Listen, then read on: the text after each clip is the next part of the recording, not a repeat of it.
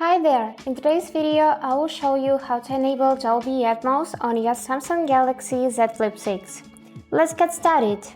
And firstly, we just need to open Settings and then find the Sounds and Vibration tab. Here, scroll a bit to see the sound quality and effects. And now you can enable Dolby Atmos to experience breakthrough audio for media playback that flows above and around you. Just tap on this switcher to enable. And if you tap this section, you'll be able to switch to movies, music, voice, or just stick to audio because it optimizes sound automatically for wherever you're listening to. And also you can change some settings in the equalizer just according to your preferences.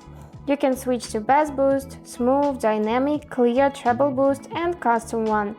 To just change this setting, just swipe up or down like this. And that's it. Hope this video was useful for you, and thank you so much for watching.